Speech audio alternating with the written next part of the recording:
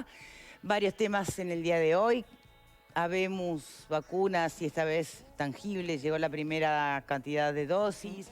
Anoche no había quien no estuviera, me imagino yo, al tanto de la hora del aeropuerto, ¿no? ¿Algo para decir sobre el tema? Con hora. Gracias No, por el llegó aporte. antes, llegó antes. Gracias por el aporte. Bueno, de todas maneras no es con lo que vamos a estar arrancando hoy. Porque mientras tanto, además del COVID, se sabe que la vida sigue, lo bueno y lo malo de la vida. Y entre las cosas malas que no han cesado por el tema pandemia, tiene que ver con la explotación de mujeres. ¿En qué formato? En el de trata de mujeres, la explotación sexual, que se la llevan a otro país, esas cosas que hemos visto alguna vez, incluso pasando en Uruguay a través del cine, pero que siempre parece algo lejano. Bueno, sigue pasando en nuestro país. La crónica de Telemundo te lo cuenta.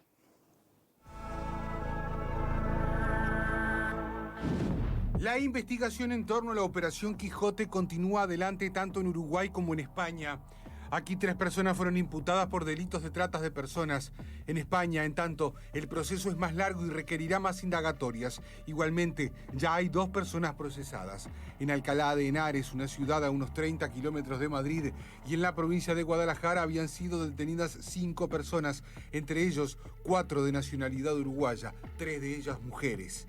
Tras las primeras indagatorias realizadas en los juzgados madrileños, fueron a prisión 2 de esas mujeres. Una, según la justicia española, era la líder de la banda y tenía antecedentes penales en nuestro país por su participación en una de las bandas que estaban involucradas en la Operación Marilyn, que llevó a cabo la policía uruguaya en el año 2008.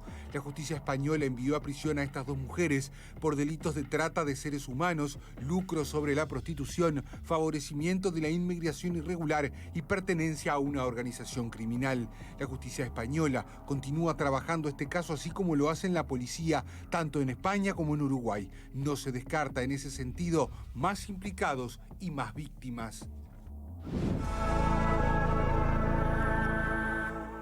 Bien, tenemos en este momento vía Zoom en directo a Natalia Guido Bono, que es socióloga, magíster en género y políticas públicas de igualdad, integrante de la Asociación Civil El Paso. ¿Cómo le va? Buenas tardes, ¿qué tal? Muchas gracias por su tiempo. Por favor. Bueno, ¿cómo tenemos que ver desde nuestro país estos temas? Estamos hablando de trata de personas, trata de mujeres. ¿Cómo hay que, en clave de qué hay que analizarlo? Bueno, nosotros justamente desde El Paso venimos cerrando, el año pasado cerramos una investigación que se llamó Dueños de Personas, Personas con Dueños, que lo que dejó en evidencia es esta multiplicación de situaciones de trata que vienen dándose en nuestro país, en donde inicialmente, cuando salimos a los años 90, esto empezó a aparecer por las primeras investigaciones periodísticas. Éramos un país solamente de origen y justamente era este tipo de situaciones en donde mujeres que salían del Uruguay y eran explotadas en el exterior. A esto se le llama justamente trata internacional y es que somos un país de origen. Hoy por hoy lo que pudimos ver en la investigación es que además somos un país de destino, o sea, mujeres y también varones, pero fundamentalmente mujeres que vienen a nuestro país en la migración actual, ¿no? Que viene sucediendo en los últimos años en Latinoamérica, que vienen a nuestro país y son explotadas en el Uruguay. Y eso también es un elemento importante, ¿sí? O sea, nosotros nos pasamos a ser un país de origen, de tránsito, o sea, mujeres que transitan por nuestro país para ser explotadas en otros países, y de destino.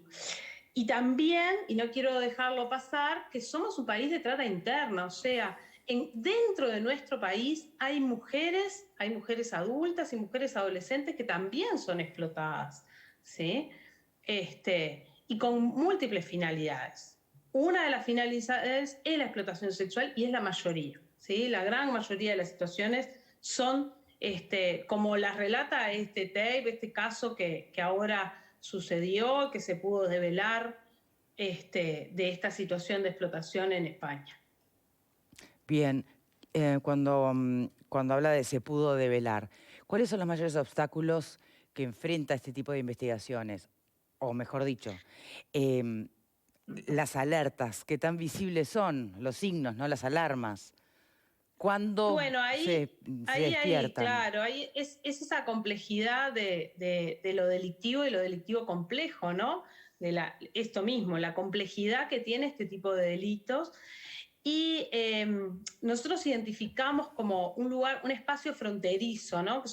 Le llamamos justamente en la investigación los espacios fronterizos en donde lo legal y lo ilegal se articulan, funcionan juntos, ¿no? En una whiskería es legal, cumple con los reglamentos, hay mujeres que están legalmente trabajando con la libreta, con todos los procedimientos que las leyes uruguayas, por ejemplo, Sí. están vigentes, y sin embargo también pueden haber situaciones no solo de ilegalidad, sino de explotación, ¿no? Que es una vulneración máxima de derechos Sí. O humanos. sea, ¿qué me está queriendo, perdone que le interrumpa, qué está queriendo decir? Que, Mm, por ejemplo, la whiskería sí, obviamente tiene todos los papeles para mostrar que hay una mujer trabajando allí legalmente, pero tal vez la historia detrás de esa mujer es que vino de afuera, dentro del esquema de la trata, mm. con fines de explotación Por sexual. ejemplo, puede ser, puede ser. Mm. O sea, en la whiskería, como tantos otros Sí, ejemplos, sí, ¿no? Donde claro. se conjugan lo legal con lo ilegal. Hablamos de espacios fronterizos justamente porque encontramos que en los espacios fronterizos territoriales hay mucha mezcla de ambas cosas, ¿no? De las situaciones legales y las ilegales. En lo que es las situaciones de trata, como también lo devela este caso, también hay otras situaciones delictivas complejas como el tráfico de drogas, de armas, ¿sí? Hay otras situaciones que también se dan. Y esto hace la complejidad del asunto, ¿no? También que hay seguramente una multiplicidad de situaciones en donde, por ejemplo, las mujeres van sabiendo lo que van a hacer, ¿sí? Como puede ser en este caso. Migran legalmente, con los papeles legales, en muchas ocasiones, ¿verdad? Como pasa en el Uruguay. Vienen legalmente las personas, tienen irregularmente, con toda su documentación, se instalan en el país a hacer actividades como todos que tratamos de mejorar en nuestras vidas cotidianas, ¿no? Y después hay otros elementos de engaños permanentes, como lo plantean en este caso, engaños que a veces son hasta engaños amorosos, ¿no? Personas que se hacen pasar por novios, por parejas, ¿sí? Que van engañando y de alguna manera esa lógica de engatusando a las mujeres, y mujeres que están en situación de Bueno, vulnerabilidad. ahí No en va, vano, eso iba a preguntar, porque muchas... puede haber muchos perfiles de delincuentes, ¿no? De quienes Mm, justamente están del lado del victimario. Ahora, ¿qué pasa con las mujeres? ¿Qué perfil en común si se puede describir un perfil o un común denominador de las mujeres que caen en esa situación? Aún a sabiendas de que hay distintos escenarios, porque una cosa es la mujer que secuestran, raptan y se llevan, y otra es la mujer que mm. va por su propia voluntad, sabiendo a dónde va, eh, pero no se imaginaba lo que era, o como este último que usted acaba de analizar, van a un país distinto en busca de algo mejor y aparece un seductor que las va llevando por otro lado, las engatusa, como usted dice, ¿no? ¿Puede haber Tiene que un ver común con una denominador? multiplicidad de engaños. Mm, Hay elementos que están bastante claros y que se reiteran en el Uruguay y en el mundo, y es que en general las situaciones de trata con fines de explotación sexual son mujeres trans y mujeres cis, o sea, mujeres biológicamente que coinciden, ¿no? Su sexo, son mujeres con algunas situaciones de vulnerabilidad, que pueden ser la pobreza, sí, pero también puede ser la acumulación de otras violencias. Y no solamente las situaciones de pobreza son las que hacen que algunas mujeres intenten salir de las situaciones en donde están y sean atrapadas por una red de trata, ¿no? Acá el engaño, el atrapamiento es un elemento fundamental. mm. ¿Qué opina usted de la prostitución? Porque Bueno, no por es una allí, cuestión de opinión, bueno, Dulce, no, es. pero hay gente que está a favor de que no sea más legal la prostitución. Porque Y por bueno, allí había un cartel, por ejemplo, que decía, sin prostitución no hay trata. Sin prostitución legal no hay trata. el tema es cuando estamos hablando de prostitución o cuando estamos hablando de trabajadoras sexuales. De alguna manera, que las trabajadoras sexuales puedan ser autónomas en su actividad que les provee recursos económicos, como nos provee a todos, a mí la sociología, ¿no? A cada uno de nosotros nos provee recursos económicos, distintas tareas. Sí. Hay algunas personas que no encuentran otra y que por distintas situaciones encuentran que esta es una forma de generar ingresos, y lo que tratamos de pensar es que sean lo más autónomas posible, ¿no? Que cada uno pueda ser autónomo en tomar Sí, decisiones. y no terminar Autonomía estamos explotadas. hablando Estamos de en acuerdo. tomar decisiones, Sí, exactamente, que pero no aún terminen siendo así, explotadas. por supuesto que la diferencia es enorme, pero aún así hay quienes sostienen que un camino para que no haya más explotación es abolir la prostitución directamente. Y que Y se otros tenga que buscar plantean, caminos de autosuficiencia económica por otro lado. sí, claro que sí, hay que promover desde las políticas públicas, creo que hay que promover efectivamente, además de más conocimiento sobre las situaciones de trata, hay que promover que las personas que hoy trabajan o ejercen el trabajo sexual puedan decidir a qué dedicarse.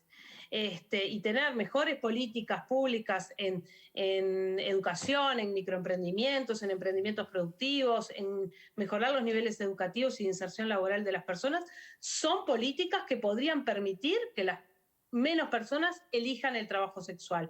Yo lo que me pregunto es qué pasa con las personas que eligen pagar por el sexo. ¿Sí? Porque ahí en realidad conversamos poco. Y creo que esto es un tema que se debería conversar bastante más y que, bueno, estas situaciones nos ponen arriba de la mesa el tema justamente. Bueno, claro, es que cuando planteo el tema de la prostitución es hablar del que paga, si no, no estamos hablando de trabajo. Tiene que haber alguien que Exacto. pague, obviamente. Por eso mismo pregunto si no sería un camino. Tampoco nadie te Exacto. garantiza que por más que decidís abolir la prostitución, no esté quien quiera pagar clandestinamente y alguien dispuesto a trabajar en negro. Entonces, ¿no? O sea, es muy delicado el tema, muy delicado, pero Ese es bueno. uno de los riesgos, ese es uno de los riesgos y que en realidad el estar dispuesto a trabajar en negro tiene que ver con las oportunidades que tenemos. Si tenemos oportunidades de trabajar mejor, de trabajar legalmente, autónomamente o con posibilidad de tomar decisión, me voy de este trabajo como todos nosotros tenemos, bueno, o creemos tener, Mm. es lo que intentamos, ¿no? Que es lo que hay que por lo menos favorecer. Bien, me gustaría una reflexión final, si le parece, Guido Bono, sobre todo para que podamos colaborar desde el rol de cada uno en nuestro lugar en la sociedad con este tema, ¿no? Porque me parece que a veces pecamos de indiferentes, no por falta de empatía, sino por falta de conocimientos, por falta de visualizar las alertas, los signos, lo que está, ¿no? El visualizar algo que teníamos naturalizado y que está mal. Y bueno, yo creo que uno, así como un término general que tenemos que poner arriba de la mesa, es cuestionarnos cuándo no estamos siendo igualitarios con las otras personas y cuándo podemos generar políticas que nos permitan ser más integradores a todas las personas independientemente de su diversidad múltiple, ¿no? No solamente sexual, su diversidad de condiciones, de intereses, de posibilidades. Entonces, creo que tenemos que ampliar y poner arriba de la mesa los temas. Creo que la otra cuestión fundamental es poner arriba de la mesa los temas desde la sociedad, desde las políticas públicas, también, ¿no? Y económicamente, porque si no le ponemos plata desde las políticas públicas a estos temas, se hace muy difícil poder abordarlos, ¿no? Muy bien, Natalia Guido Bono, entonces socióloga, magíster en género y políticas públicas de igualdad, integrante de El Paso, la asociación civil. Muchísimas gracias por su tiempo. No, por favor, a ustedes. No sé si tenemos tiempo para una vuelta de panelistas y una rondita corta. A ver, reflexiones, Alfredo. Sí, yo creo que hay una gran hipocresía en todo este tema, ¿no? Y para mí hablar de trabajo sexual es parte de la hipocresía cultural que tenemos como Es sociedad. prostitución y punto, ¿no? Yo creo que es prostitución. Nunca entendí y yo por creo qué que, la yo nuestra creo, invitada separó los términos. sí, yo tampoco, pero aparte hay gente, dentro del movimiento feminista hay sectores que son abolicionistas y yo creo que va por ahí. Yo creo que en muchos países se está haciendo que se penaliza al cliente. Es la forma de ir eliminando de a poco el tema de la prostitución. Entonces a mí hablar de trabajadoras sexuales me rechina sustancialmente. No estoy de acuerdo con eso. Bueno, pero es que hubo todo un movimiento, tal vez no general, pero sí, me podés acompañar, supongo, en esto, Vero, que se reivindicó el derecho de la mujer a hacer lo que quería con su cuerpo. Y entre esas cosas pasó a llamarse trabajo sexual, para dignificarlo de alguna manera, en el acierto o en el error. Hay una gran ¿No? hipocresía. Bueno, llamarla hipocresía, pero fue un intento de alguna manera.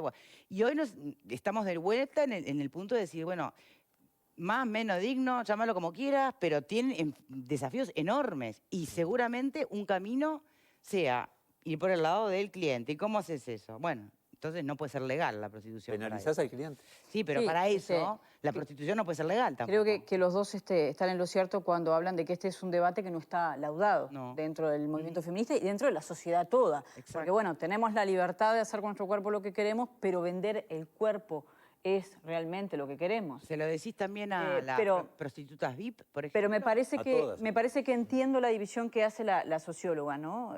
Como hoy es un fenómeno que parece muy difícil de poder revertir, ya sea desde el punto de vista filosófico o de la realidad, porque decir, bueno, prohibimos la prostitución o penamos a los clientes no es seguro que vaya a eliminarla, en algunos casos puede ser hasta peor, puede incentivar... La experiencia es que se achica bastante. Bueno, pero puede incentivar toda una situación como esta que estamos viviendo, que es totalmente al margen de la ley. Creo entender que lo que se habla cuando se habla de trabajo sexual es de que sea dentro de las situaciones en las que hoy tenemos lo más libre posible.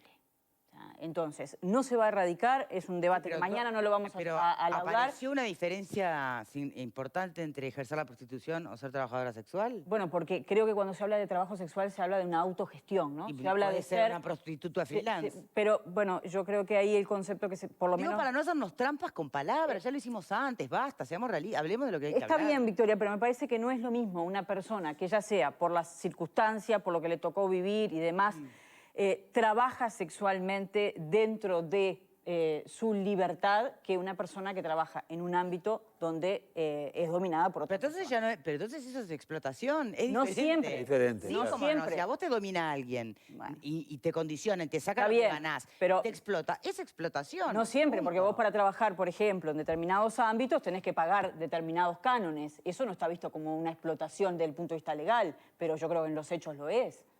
Entonces, me parece que cuando se habla de trabajadora sexual libre, se está hablando de una persona que decide, trabajadora o trabajador, que decide libremente gestionar su negocio, por digamos así. Después podemos discutir si estamos de acuerdo o no estamos de acuerdo. Ay, no sé, a mí me da... El cuerpo no es un meterse negocio. Bueno, está bien, es el debate... de palabras Es el debate que no está laudado. Si a mí me preguntás lo que yo pienso que no. Yo pienso que el cuerpo no se debería vender, no se debería mercantilizar desde ningún ámbito. Pero es una realidad que pero hoy sin existe. entrar, pero eso parece moral, sin entrar en lo moral. Sin entrar en la... no es un tema solamente la moral. concepción moral. Trabajadora sexual y prostituta, lo podemos dibujar de la forma que sea, es lo mismo. El tema va un poco también en línea con lo que dice Vero. Yo entiendo la línea de pensamiento y es algo así. A ver, vamos a ponernos en contexto de lo que estamos hablando, ¿verdad? Perdona que te interrumpa, me están diciendo pausa y que el contexto te lo explique a la vuelta. ¿Cómo no? Bien. ¿Cómo no? Sí, Vamos con tiempo el para pensar. contexto después de la pausa, ya ¿Cómo no? venimos. En serio. Que no tengas que elegir